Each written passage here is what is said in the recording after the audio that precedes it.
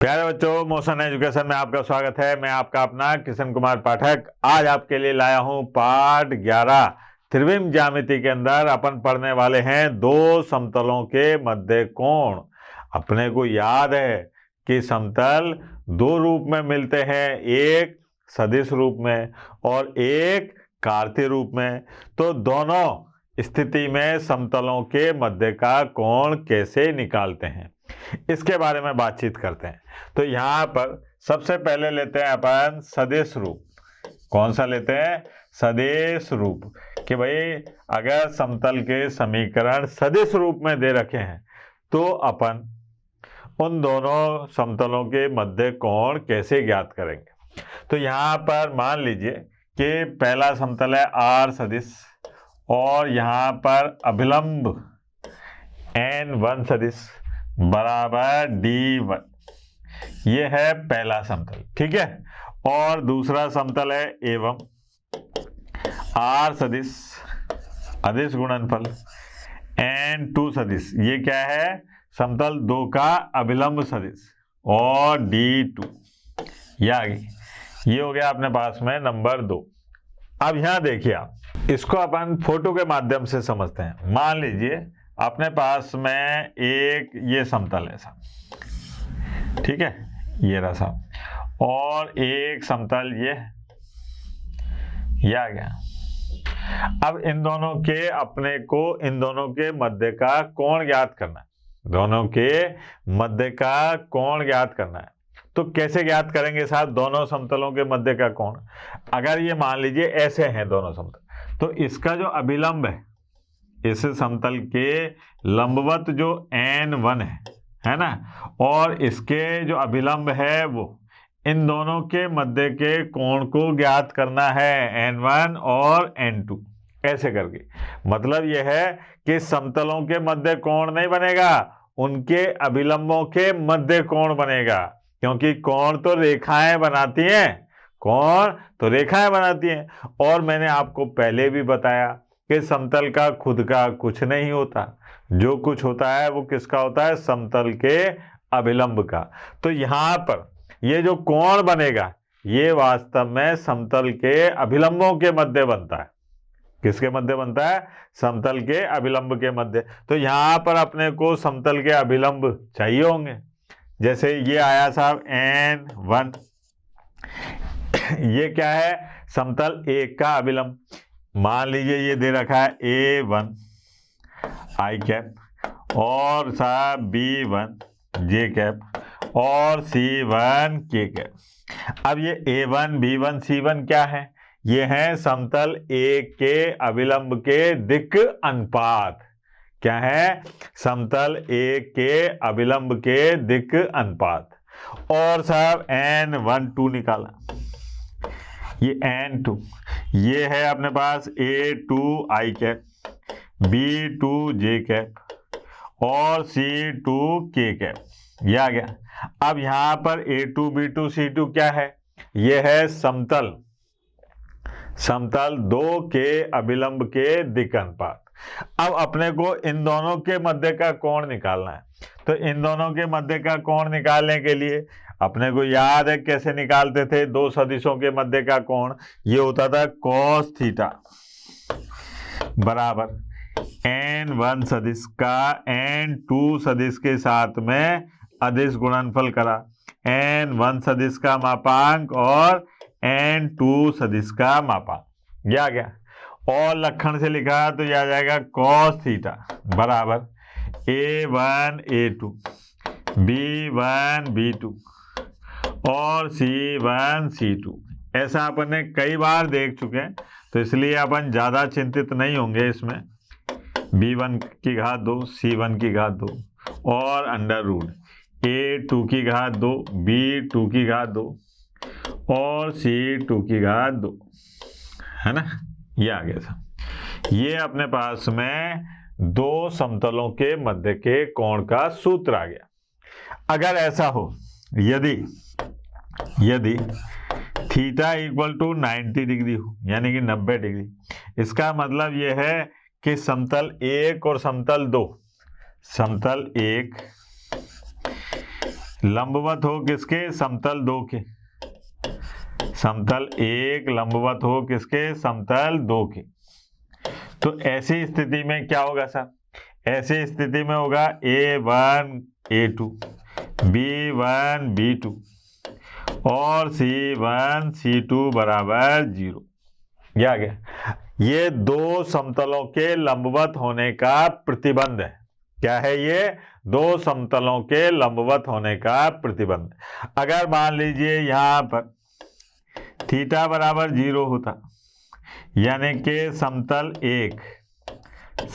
एक समांतर होता किसके, समतल दो के, तो ऐसी स्थिति में क्या होता, A1 बटे A2 B1 बटे B2 और C1 बटे C2, यह आ जाता है। अब यहां पर अपने को क्या क्या पता चला कि अगर दो समतल सदिश रूप में दे रखे, दो समतल सदिश रूप में दे रखे हैं, तो अपने को क्या काम करना है, उनके अभिलंबों को पकड़ना है और उनके अभिलंबों के मध्य का कोण निकालना है। अगर समतल लंबवत है तो A1 A2 B1 B2 C1 C2 इनका योगफल क्या होगा, 0 होगा। मतलब अगर समतल लंबवत है तो अभिलंबों के दिक् अनुपातों के गुणनफल का योगफल 0 होगा, और अगर समतल समांतर है तो ऐसी स्थिति में उनके दिक् अनुपातों का अनुपात भी बराबर होगा। ये बात थी सदिश रूप की। अगर मान लीजिए समतल कार्तीय रूप में होते तो क्या करते हैं, तो वो भी देख लेते हैं भैया। कार्तीय रूप, ठीक है, कार्तीय रूप।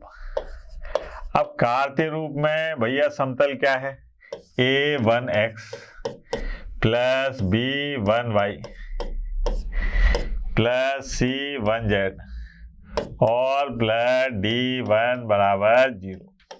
यह है समतल एक। और A2x प्लस B2y C2z और प्लस D2 बराबर 0।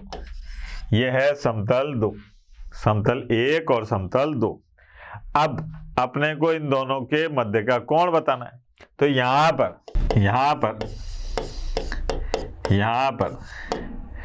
समतल एक के अभिलंब के दिक् अनुपात क्या है बेटा, दिक् अनुपात ये है अपने पास में A1 B1 और C1। फिर साहब समतल दो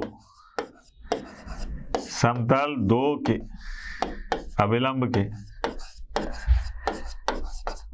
के दिक् अनुपात, ये क्या है मेरे लाल, दिक् अनुपात। ये है अपने पास में A2 B2 और C2।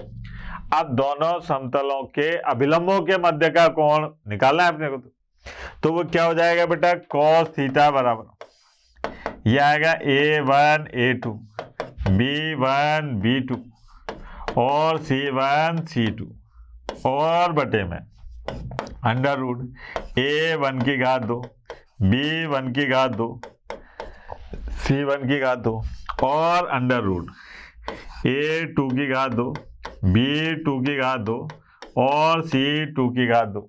यह आ गया। अब यहां पर यदि थीटा बराबर 90 डिग्री हो, यानी कि समतल एक लंबवत हो किसके, समतल दो के, तो ऐसी स्थिति में क्या होगा साहब, A1 A2 B1 B2 और साहब C1 C2 बराबर होगा 0 के। अगर दो समतल लंबवत हैं तो उन दोनों समतलों के लंबवत होने का ये प्रतिबंध है। क्या है ये प्रतिबंध, कि अगर उनके दिक् अनुपातों के गुणनफल का योगफल 0 है तो ऐसी स्थिति में समतल लंबवत होंगे। अब ये दिक् अनुपात किसके हैं, समतल के नहीं है, समतल के अभिलंब के दिक् अनुपात हैं। अगर मान लीजिए ऐसा हो कि यदि थीटा बराबर 0 डिग्री आ जाए, थीटा बराबर क्या आ जाए 0 डिग्री, यानी कि समतल एक समांतर हो जाए किसके, समतल 2 के। ठीक है, समतल एक समांतर हो जाए किसके, समतल 2 के। तो ऐसी स्थिति में A1 बटे A2, B1 बटे B2 और C1 बटे C2 ये आ गया। अब यहां पर क्या पता चला अपने को कि अगर अभिलंब के दिक् अनुपातों का अनुपात समान है तो ऐसी स्थिति में समतल कैसे होंगे, समांतर होंगे। या फिर अगर समतल समांतर हैं तो अभिलंबों के दिक् अनुपातों का अनुपात कैसा होता है, बराबर होता है। ये बात आ गई सर। तो ये चर्चा करी अपन ने दो समतलों के मध्य कोण के बारे में। आगे चलते हैं बेटा। अब साहब बालक कहे कि साहब दो समतली कोण थोड़ी ना बनाएंगे, रेखा भी बना सकती है। उसके लिए आप क्या वो करेंगे वो देखते हैं अपन। कि मान लीजिए ये अपने पास में समतल है, ठीक है, ये अपने पास में बड़ा सारा समतल है, ठीक, और इस समतल का जो अभिलंब है वो ये है, ये ठीक, और ये अपने पास में एक रेखा जा रही है, ये रेखा जा रही है, ये है अपने पास में L1 है ना, और ये इसको कह दिया अपन ने समतल। ध्यान देना बेटा, समतल। ठीक, अब मैं इसमें कार्य रूप में बात करता हूं तो वो ज्यादा आसानी से रहेगा। रेखा का समीकरण, रेखा, ठीक है, रेखा है x माइनस x1 बटे A1 और y माइनस y1 बटे B1 और z माइनस z1 बटे C1। ये एक रेखा है सब L1 है ना, इसको क्या कह दिया अपन ने, रेखा। कार्य रूप की बात करें अपन। अब ये अपने पास में समतल है, इसका समीकरण भी लिख लेते हैं।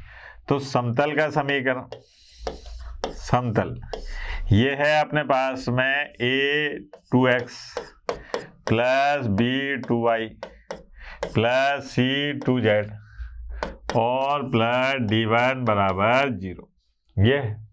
ये जो A2 B2 C2 हैं ये क्या है, समतल के अभिलंब के दिक् अनुपात है। ये है साहब समतल का अभिलंब। ये कौन है अपने पास में, समतल का अभिलंब है साहब, ठीक है। अब साहब अपने को समतल और रेखा के मध्य का कोण निकालना है। मतलब ये देखो आप कि अपने को ये वाला कोण निकालना है, ये समतल तो है ना, ये कोण निकालना है। अब अगर मैं इसके समांतर यहां पर ऐसे रेखा खींच दूं समतल के समांतर ये वाला, तो आपको वास्तव में ये वाला कोण निकालना है।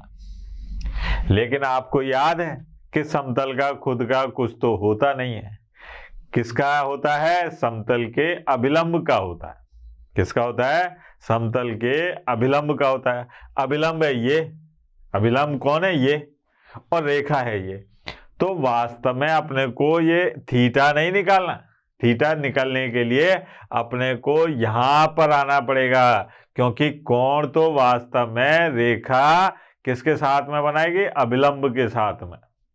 तो जाके अपने को पता चलेगा कि ये कोण समतल का है। अगर इसको थीटा मानते तो समतल और रेखा के मध्य बनने वाला कोण, ये वाला कोण कितना हो जाएगा बेटा, समतल और रेखा के मध्य बनने वाला कोण कितना हो जाएगा, 90 माइनस थीटा, ये हो जाएगा सब। तो इसका मतलब ये हुआ कि जब मैं रेखा व समतल के मध्य की कोण की बात करूंगा, रेखा एवं समतल के मध्य कोण, समतल के मध्य कोण थीटा हो तो ऐसी स्थिति में मैं क्या काम करूंगा, यहां लिखूंगा कॉस और 90 डिग्री माइनस थीटा, ये निकालूंगा। क्योंकि भाई निकालना तो ये थीटा है, लेकिन ये निकलता कैसे है? रेखा और अभिलंब के मध्य के कोण से। तो यहां पर अगर समतल और रेखा के मध्य कोण थीटा है, तो अभिलंब और रेखा के मध्य का कोण क्या होगा? 90 माइनस थीटा, तब जाके थीटा निकलेगा। अब यहां पर ये क्या होगा बेटा? ये होगा अपने पास में A1 A2, B1 B2 और C1 C2 बटे में ये आ गया अंडर रूट A1 की घात 2, B1 की घात 2, C1 की घात 2 अंडर रूट A2 की घात 2, B2 की घात 2 और C2 की घात 2। ये आ गया। अरे cos 90 डिग्री माइनस थीटा क्या होता है बेटा? ये होता है साइन थीटा। क्या हो गया? Sine theta.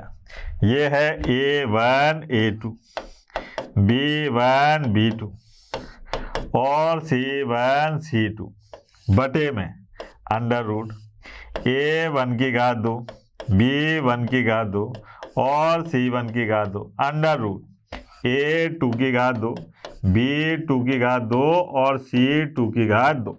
ये आ गया सर। ये अपने पास में सूत्र आया रेखा और समतल के मध्य के कोण के बारे में। क्या सूत्र है ये? अगर रेखा और समतल के मध्य का कोण निकालना है तो ठीक है बेटा, साइन थीटा आ रहा है। अब यहां पर भी स्थिति आएंगी। पहली स्थिति, यदि थीटा का मान जो है, यदि थीटा बराबर 90 डिग्री हो, थीटा बराबर क्या हो? 90 डिग्री,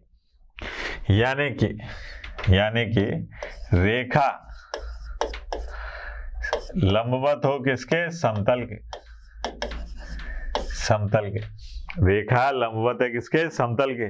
तो अगर रेखा लंबवत के समतल, सॉरी, रेखा समतल के लंबवत है, तो देखो आप ये क्या कहना चाह रहे हैं कि भैया ये समतल है, ठीक है, और साहब ये अपने पास में मान लीजिए रेखा है। रेखा जो है समतल के लंबवत है। ये ले, ये कौन है? रेखा। अब इस समतल के लंबवत है तो भैया अभिलंब के देखो आप, अभिलंब भी तो क्या होता है? समतल के लंबवत होता है अभिलंब। अब ये समतल के तो लंबवत है, लेकिन अभिलंब के तो समांतर है। ये समतल के तो लंबवत है, लेकिन अभिलंब के क्या है? समांतर है।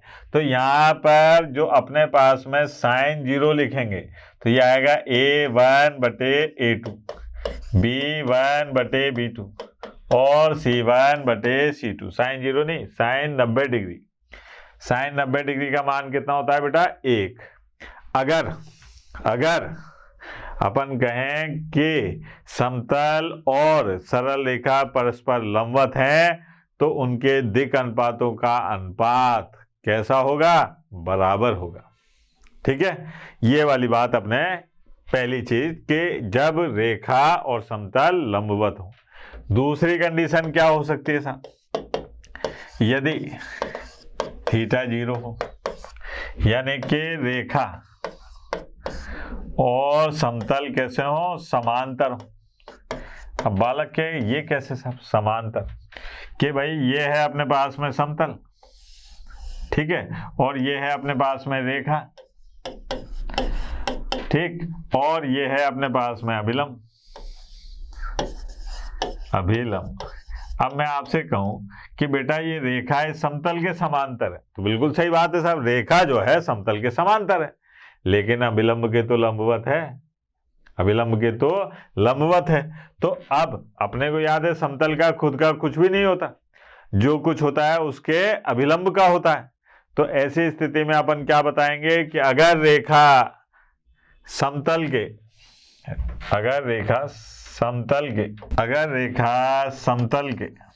समतल के समांतर है, तो ऐसी स्थिति में A1 A2 B1 B2 और C1 C2 बराबर क्या हो जाएगा? 0 के।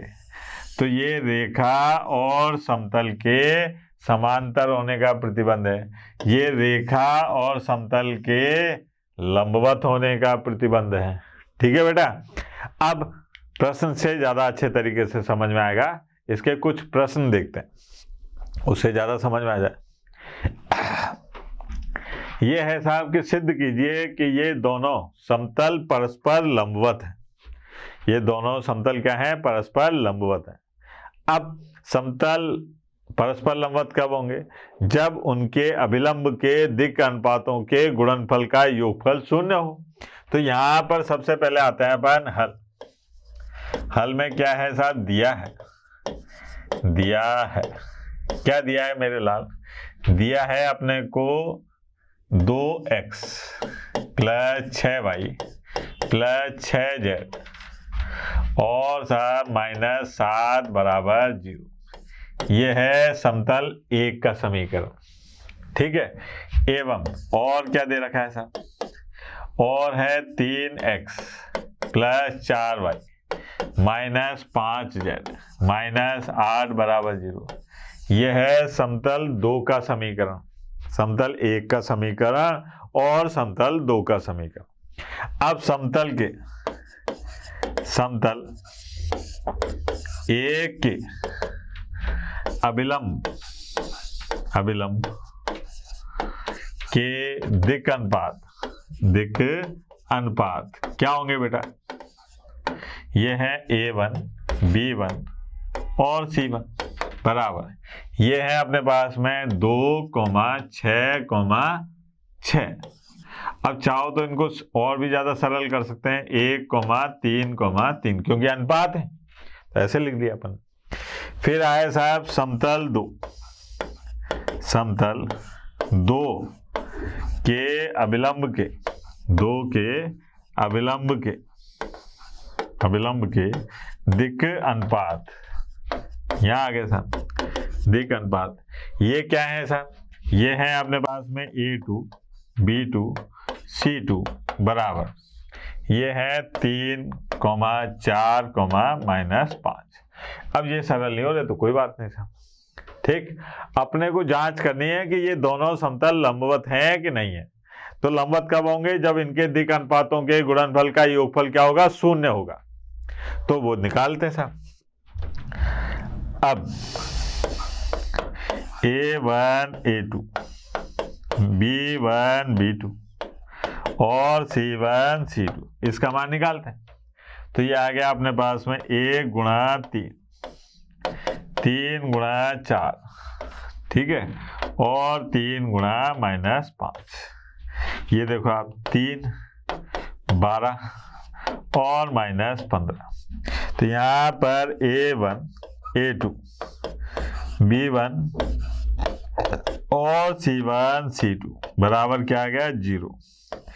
ये आ गया साहब। ये अपने पास में क्या आ रहा है कि दोनों समतलों के अभिलंब के दिक् अनुपातों के गुणनफल का योगफल शून्य है। अतः अपन क्या कह देंगे कि समतल एक लंबवत है। किसके? समतल दो के। यही तो बताना था अपने को कि भैया सिद्ध कीजिए कि ये समतल परस्पर लंबवत हैं। तो लंबवत हैं क्यों है? क्योंकि इनके दिक् अनुपातों के गुणनफल का योगफल शून्य है, सीधी सी बात। और देखते हैं। अब देखिए, ये अपने को दे रखा है सदिश रूप में समतल के समीकरण, और अपने से ये कहा जा रहा है कि ये दोनों समतल परस्पर लंबवत है। तो लैम्डा का मान ज्ञात करो। तो देखें भाई क्या दे रखा है। सबसे पहले हल में सबसे पहले लगते हैं अपन। दिया है, क्या दिया है बेटा? दिया है कि R सदिश और I cap plus 2J cap और प्लस 3K कैप बराबर 7, ठीक है। अगर अपन बात करें तो ये इस रूप में है साहब, R सदिश और N सदिश बराबर D1। अब ये समतल एक है तो इसके अभिलंब को कर दिया अपन ने N1 सदिश। N1 सदिश क्या है? समतल एक का अभिलंब, ठीक। फिर साहब बात करिए अपन ने, और क्या दे रखा है? और दे रखा है R सदिश और lambda I cap plus 2J cap minus 7K cap और बराबर 26। ये है ये वाला रूप R सदिश और N2 समतल 2 का जो अभिलंब है उसको नाम दिया अपने N2 सदिश और बराबर D2। ये हो गया अपने पास में 2, ये 1 है बेटा, है ना।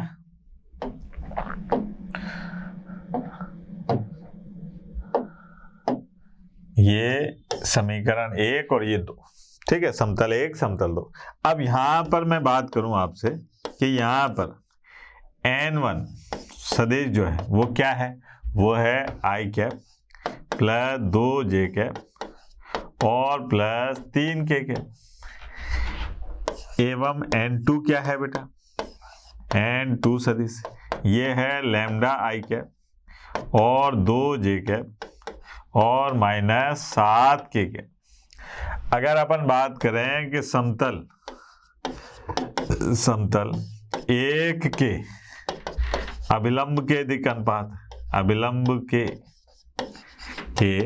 दिक् अनुपात क्या है बेटा, दिक् अनुपात। इनकी बात करें तो ये है अपने पास में A1, B1 और C1 बराबर, ये आएंगे 1, 2, 3। यहां से अपन ने बात करी कि समतल 2 के अभिलंब के दिक् अनुपात, क्योंकि भैया समतल का खुद का कुछ नहीं होता, जो कुछ होता है वो किसका होता है, उसके अभिलंब का। ये है A2, B2, C2, ये क्या है बेटा, लैम्डा और 2 और माइनस 7, ये आ गया। अब चूंकि समतल 1 और 2 परस्पर लंबवत है, चूंकि समतल 1 लंबवत है किसके, समतल 2 के, इसलिए क्या होगा बेटा, A1 A2, B1 B2 और C1 C2 उनके अभिलंबों के गुणनफल, अभिलंब के दिक् अनुपातों के गुणनफल का योगफल क्या होगा, 0 होगा। इसलिए अपन यहाँ पर गुणा करते हैं, ये आ गया 1 गुणा लैम्डा, 2 गुणा 2 और 3 गुणा माइनस 7 बराबर 0। अपने को लैम्डा का मान निकालना है तो टेंशन लेनी नहीं है। ये कितना हो गया, लैम्डा, यहाँ पर -21 और -21 में से 4 गए तो कितने बचे बेटा, -17। तो लैम्डा बराबर आ गया प्लस के 17। ये देखो आप, सिंपल था, ज्यादा कठिन था ही नहीं। और देखते हैं, यहां पर एक रेखा दे रखी है और एक समतल दे रखा है, दोनों के मध्य का कोण बताना है, दोनों के मध्य का कोण बताना है। तो यहां पर आते हैं सर, हल ध्यान देना बेटा, दिया है क्या दिया है मेरे लाल, के R सदिश बराबर ये है 2I cap plus 2J cap plus 9K cap और प्लस लैम्डा, है ना, लैम्डा ये है 2I cap plus 3J cap और प्लस 4K कैप। ये रेखा का समीकरण है। कौन सा वाला रूप लिए हुए याद है आपको, R सदिश A1 सदिश प्लस लैम्डा B1 सदिश, ये वाला रूप ले रखा है इस रेखा ने, ठीक है। एक बिंदु से जाने वाली रेखा जो B1 सदिश के समांतर है, ठीक है। फिर साहब एवं और क्या दे रखा है साहब, और दे रखा है समतल का सदिश R सदिश और I cap plus J cap plus K cap और बराबर 5। ये कौन सा रूप है बेटा, R सदिश और N1 सदिश और बराबर D1, ये वाला रूप है। ये है अपने पास में 2। अब मैंने यहाँ पर क्या करा कि यहाँ पर पहले अपन ने B1 सदिश निकाला, रेखा 1 जो है या रेखा 1 के B1 सदिश से अपन ने क्या काम करा, दिक् अनुपात निकालिए। रेखा 1 में, रेखा 1 से B1 सदिश के दिक् अनुपात निकाले सब। दिक् अनुपात क्या होंगे बेटा? ये दिक् अनुपात, इनका नाम रख दिया A1, B1 और C1। ये क्या है बेटा? जरा देख के बताएं। ये है अपने पास में 2, 3, 4, यही है ना B1। फिर साहब यहां पर समतल दो के अभिलंब के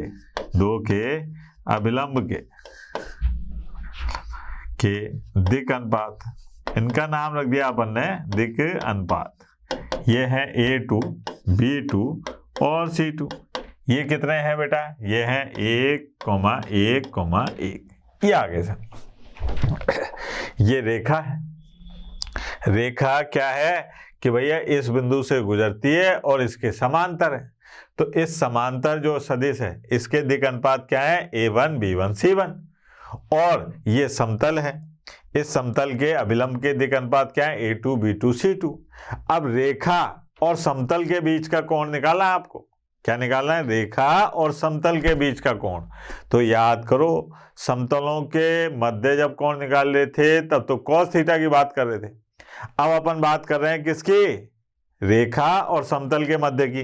तो उसका सूत्र क्या था बेटा? साइन थीटा बराबर A1 A2 B1 B2 और C1 गुणा C2 और बटे में A1 की घात 2 B1 की घात 2 C1 की घात 2 और अंडर A2 की घात 2 B2 की घात 2 और C2 की घात 2। यह आ गया।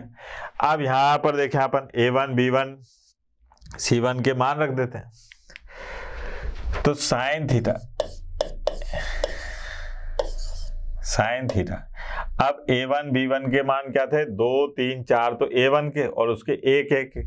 तो यह आ गया 2 गुणा 1, 3 गुणा 1 और 4 गुणा 1 और बटे में अंडर रूट 2 की घात 2 3 की घात 2 और 4 की घात 2 अंडर रूट 1 की घात 2 1 की घात 2 1 की घात 2। यह आ गया साइन थीटा बराबर, हाँ भैया, ये कितना हो गया? 7 और 2 9। यहां पर देखें अपन, यह आ गया 4 + 9 + 16 और अंडर रूट 3। ठीक है, साइन थीटा बराबर यह आ गया 9 और बटे ये कितना हो गया? देख 16 और 4 20 और 29 और अंडर रूट 3 और अंडर रूट 29। ये हो गया। अब चाहो तो रूट 3 से ये काट दो, क्या आ जाएगा? ये साइन थीटा बराबर ये आ गया 3 under root 3 under root 29। Theta बराबर साइन इनवर्स ये आ गया 3 रूट 3 बटे अंडर रूट 29। यह ऐसा मान, ये है अपने पास में रेखा और समतल के मध्य का कोण। सिंपल सी बात थी। और देखते हैं यहां पर क्या दे रखा है अपने को कि एक रेखा है और एक समतल है, दोनों एक दूसरे के समांतर हैं। तो अपने को m का मान ज्ञात करना है। तो देखें साहब, हल में क्या है अपने पास में? दिया है क्या दिया है? r सदिश बराबर i cap minus 2j cap और plus k cap plus lambda 2i cap और plus j cap plus 2k cap. और ये रेखा है और इस रेखा ने जो रूप ले रखा है वो है r सदिश a1 सदिश प्लस लैम्डा b1 सदिश। ये है साहब रेखा 1। ठीक है, इसका मतलब यह है कि ये बिंदु A से गुजरती है जिसका स्थिति सदिश ये है ना, और B सदिश के समांतर है। तो यहाँ पर अगर मैं आपसे कहूँ कि साहब A1 सदिश ये है i cap minus 2j cap plus k cap और B1 सदिश ये है अपने पास में 2i cap plus j cap और प्लस 2k कैप। ये है साहब, ठीक है। अब यहां से अपने पास में और क्या दे रखा है भाई, समतल भी दे रखा है। समतल है आर सदिश और 3 आई कैप माइनस 2 जे कैप और एम के कैप बराबर 4। अगर समतल की बात करें तो ये वाला रूप लिए हुए है भैया, n1 और बराबर d1। यहाँ पर समतल का जो अभिलंब है वो क्या है, n1 सदिश से बताया गया है और उसका मान है 3 आई कैप माइनस 2 जे कैप और प्लस एम के कैप। ठीक है, ये दे रखा है। अब यहाँ पर मैं b1 सदिश, इसके b1 सदिश और इस अभिलंब के बीच का कोण ज्ञात करना है। तो यहाँ पर क्या काम करा मैंने, b1 सदिश के दिक् अनुपात, ये देखिए आप, b1 सदिश के दिक् अनुपात या रेखा के दिक् अनुपात, इनका नाम रखा अपन ने a1, b1 और c1। ये क्या है अपने पास में 2, 1, 2। और साहब समतल के अभिलंब के, समतल के अभिलंब के दिक् अनुपात, इनका क्या नाम रखूं बेटा, दिक् अनुपात। इनका नाम रखा मैंने a2, b2 और c2। a2, b2, c2 क्या है ये a2, b2, c2? ये है 3, -2, m। अब मेरे को क्या काम करना है कि ये कहा जा रहा है कि ये समतल और रेखा परस्पर समांतर है। क्या है, समतल रेखा और समतल परस्पर कैसे हैं, समांतर। तो देखते हैं बेटा। हाँ भाई, यहां पर a1, b1, c1 और इसके मान रख लेते हैं। a1, b1 और c1 2, 1, 2। a2, b2 और c2। a2, b2, c2 कितने थे बेटा, ये थे 3 - 2 m। 3, -2, m। अब चूंकि रेखा एक समांतर है किसके, समतल 2 के। रेखा एक जो है समांतर है किसके, समतल 2 के। और अभी बताया मैंने कि अगर रेखा और समतल परस्पर समांतर होते हैं तो प्रतिबंध क्या होता है, a1 गुणा a2, b1 गुणा b2 और c1 गुणा c2। ये बड़ा कंफ्यूज करता है कि अगर दो रेखाएं लंबवत हैं तो ये प्रतिबंध काम करता है। दो समतल अगर ये है ना, लंबवत हैं, दो समतल लंबवत है, तब भी ये करता है। लेकिन अगर रेखा और समतल की बात की जाएगी तो ये लंबवत के लिए काम नहीं करेगा, ये किसके लिए काम करेगा, समांतर के लिए। तो यहाँ पर ये समांतर है, मान रख दो साहब, 2 गुणा 3, 1 गुणा -2 और 2 गुणा m बराबर 0। अब यहाँ से देखें अपन, ये आ गया 6 और -2, तो ये आ गया 2m बराबर 6 में से 2 गए 4, इधर ले गए तो -4, तो m बराबर आ गया -2। ये आ गया m का मान, m बराबर -2। कितना आसान सा सवाल था। ठीक है, और आगे बढ़ते हैं साहब। अब आए साहब कि दो समतल दे रखे और उनके प्रतिच्छेद से जाने वाले समतल का समीकरण बताना। दो समतल दे रखे हैं और उनके प्रतिच्छेद से जाने वाले समतल का समीकरण कैसे, कि जैसे मान लीजिए ये अपने पास में दो समतल हैं, एक और एक ये है। अब ये प्रतिच्छेदन है इनका, इससे जाने वाले समतल का समीकरण। ये क्या काम करता है कि समतल 1 और 2 के प्रतिच्छेदन में जो रेखा है उसको समाहित कर लेता है। ठीक है, इसको ऐसे भी पढ़ सकते हैं अपन कि दो समतलों के प्रतिच्छेदन रेखा को समाहित करने वाले समतल का समीकरण। ठीक है, अब मान लीजिए कि अपने पास में समतल, माना समतल ये है a1x plus b1y plus C1Z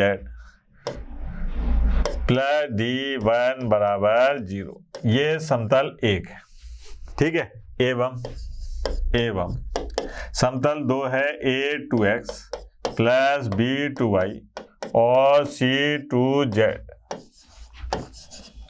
plus D2 बराबर 0। ये अपने पास में समतल 2 है, समतल 1 और समतल 2। अब अपने को समतल 2 के प्रतिच्छेदन रेखा को समाहित करने वाले समतल का समीकरण निकालना है। तो ऐसे ही लिखता हूं मैं, है ना। समतल 1 व समतल 2, समतल 1 व समतल 2 के प्रतिच्छेदन रेखा को समाहित करने वाले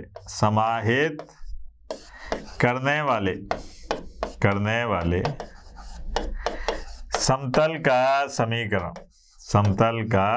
समीकरण वो क्या होगा बेटा, वो देखो आप, ये होगा कि A1X plus B1Y plus C1Z plus D1 plus lambda A2X plus B2Y plus C2Z plus D2 बराबर 0।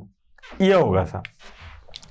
अब यहां पर जो खेल खेला जाएगा वो लैम्डा के मान के लिए, क्योंकि लैम्डा तो अपन लेके आए, इसका मान निकालना पड़ेगा। अब लैम्डा का मान कैसे निकलेगा, ये भी देखो आप।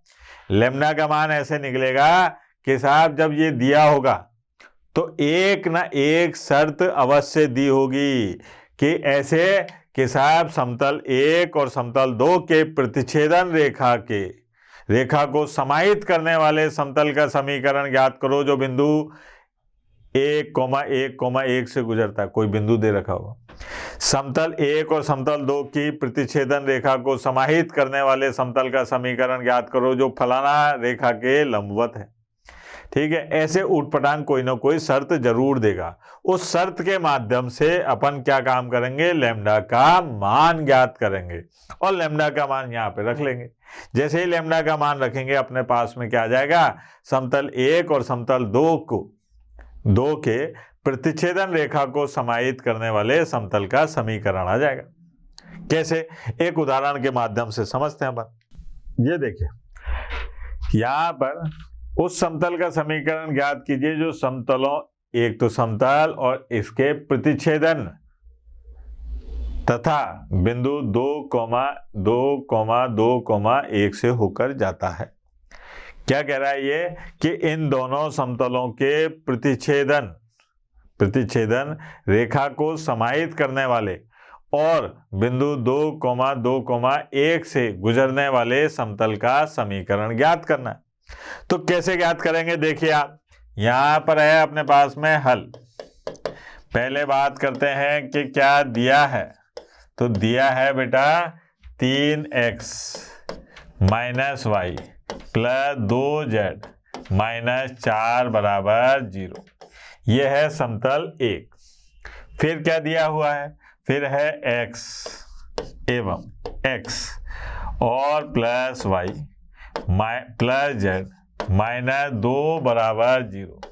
ये आ गया अपने पास में समतल 2। अब समतल 1 और समतल 2 के प्रतिच्छेदन रेखा को समाहित करने वाले, पूरा ही लिखूंगा मैं तो, है ना। समतल 1 व समतल 2 के प्रतिच्छेदन रेखा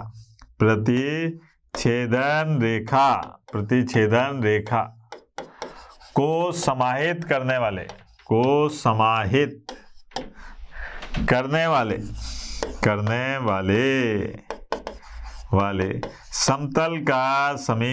समतल का समीकरण क्या था बेटा, वो था अपने पास में, पहले लिखो आप 3x माइनस वाई 2z और माइनस 4 प्लस लैम्डा, ये आ गया x plus y plus z minus 2 बराबर 0। ये हुआ सर, मैंने इस समतल का समीकरण प्लस लैम्डा करके ये लिख दिया। ये कौन सा समीकरण है, समतल 3। ये है समतल 1 और समतल 2 की प्रतिच्छेदन रेखा को समाहित करने वाले समतल का समीकरण है। ठीक है, अब ये आने के बाद में अपने को क्या काम करना है, लैम्डा का मान निकालना है। तो प्रश्न में एक शर्त जरूर छुपी होगी, वो क्या है, वो है कि ये जो समतल है, समतल 3 बिंदु 2,2,1 से गुजरता है, 2,2,1 से गुजरता है। तो चूंकि समतल 3 बिंदु 2,2,1 से गुजरता है तो क्या काम करेगा, इसको संतुष्ट करेगा। संतुष्ट करने का मतलब यहाँ पे मान रख दो, तो ये आ गया अपने पास में 3 गुणा 2 माइनस 2 गुणा 1 माइनस 4 और लैम्डा, ये आ गया अपने पास में 2 प्लस 1 माइनस 2 बराबर 0। अब सरल करें साहब, ये आ गया 6 और ये 6 में से 4 गए, कितने बचे 2। ठीक है, यहाँ पर देखो आप, ये अपने पास में कितने हो गए 5 में से 2 गए 3, ये आ गया प्लस के 3 लैम्डा बराबर 0। तो लैम्डा का मान कितना आ गया बेटा, माइनस के 2/3। लैम्डा का मान कितना आया मेरे राजकुमारों, माइनस 2/3। अब माइनस 2/3 इस समीकरण 3 में रखो। समीकरण 3 क्या है साहब, समीकरण 3 में अपन जब लैम्डा का मान रख देते हैं, लैम्डा का मान कितना आया था, माइनस 2/3। अब इसको सरल कर लीजिए, तो यहाँ पर मैंने ये एलसीएम लिया, तो ये आ गया 9x minus 3y plus 6z minus 12 minus 2x minus 2y minus 2z और प्लस के 4 बराबर 0। ये आ गया। अब क्या देखते हैं अपन कि 9 में से 2 गए तो कितने बचे 7x, फिर minus 3y minus 2y minus 5y 6z और 2z माइनस के तो 4z, फिर माइनस 12 प्लस 4 माइनस 8 बराबर 0। ये आया अपने पास में अभीष्ट समतल। ये कौन सा समतल है, जो समतल 1 और 2 की प्रतिच्छेदन रेखा को समाहित करता है तथा बिंदु 2,2,1 से गुजरता है। आई बात समझ में। आज के लिए इतना ही बहुत था। कल अपन पढ़ेंगे एक बिंदु से समतल की दूरी, कोई बिंदु से समतल की दूरी ज्ञात करने का तरीका, वो कल पढ़ेंगे। तब तक के लिए टाटा बाय बाय, धन्यवाद। कल फिर मिलेंगे। आशा करता हूं हमारे टॉप एजुकेटर का यह लेक्चर आपको पसंद आया होगा। अगर पसंद आया है तो वीडियो को लाइक करिए, चैनल को सब्सक्राइब करिए और शेयर भी करिए, क्योंकि ज्ञान बांटने से बढ़ता है और सही बताऊं तो पुण्य भी मिलता है। मुझे सुनने के लिए बहुत बहुत धन्यवाद। Thank you.